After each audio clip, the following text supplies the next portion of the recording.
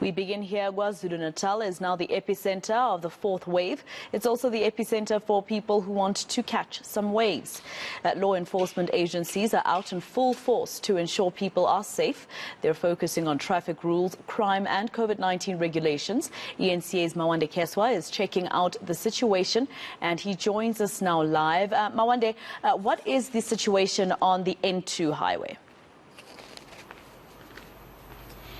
The situation is pretty much that which reads of a normal day when it comes to traffic on the N2.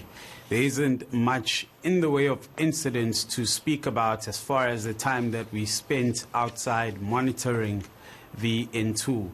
In the morning, the Department of Transport in KZN was out in full force with a multidisciplinary engagement where they had a roadblock at the Mawande toll plaza where numerous vehicles were stopped with the focus on COVID regulations as well as the condition of vehicles on the road along with drivers and passengers. We were able to see that there was a bus that had at least 100 people, if I'm not mistaken, being suspended because of various issues, including an issue with its brakes. That bus was suspended on the spot and alternative transport was then sought for those passengers. It was heading to Pongolo, and from what I understand, it was in a condition that authorities weren't able to let it continue on its journey. A number of vehicles have been stopped. We spoke to the Premier and informed us that at least 50,000 vehicles have been stopped this December. Let's take a listen to what he further had to say. We are emphasizing that those who are traveling long distance should ensure that as they travel, they drive but take time to rest and drive again. We are not only here, but we are all over in KwaZulu-Natal. Roadblocks are all over. From the 1st of December till now, we have stopped and inspected more than 51,000 cars. And we are at least consoled by the fact that if you compare with the previous years, where we were not having the lockdown, you will compare from the 1st of December till this date, you'll see that there is a decrease in terms of accidents.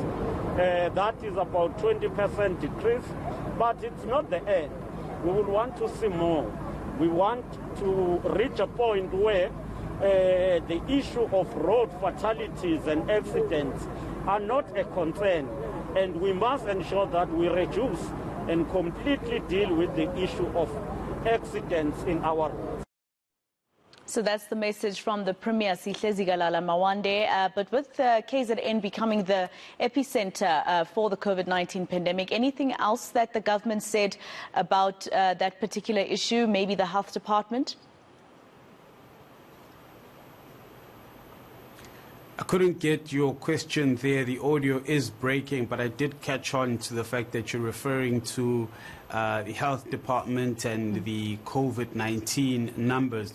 What I can say with regards to that is that the situation for the most part seems to be that which is still within the control of the Department of Health in the province, in a sense that if a situation arises where more beds are needed, you will recall that in the beginning of the COVID-19 pandemic, there were those hospitals extensions that were brought about where you would get those tents that would be outside, and typically we used to call those field hospitals.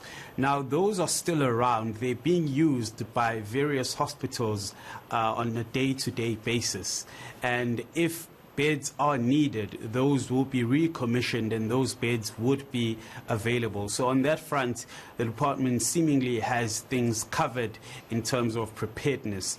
The one issue that I know was experienced throughout is the issue of staff shortages.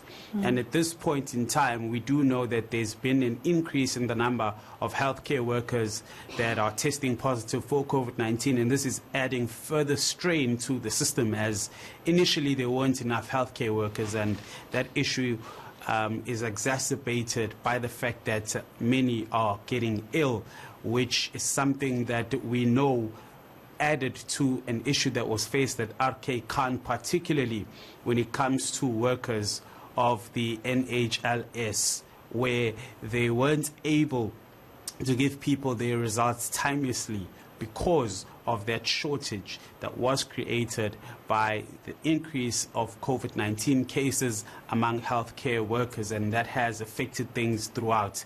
The MEC for Health, Nomakuku Smelane, has come out and said that what they will do is that each district will be able to fill those gaps.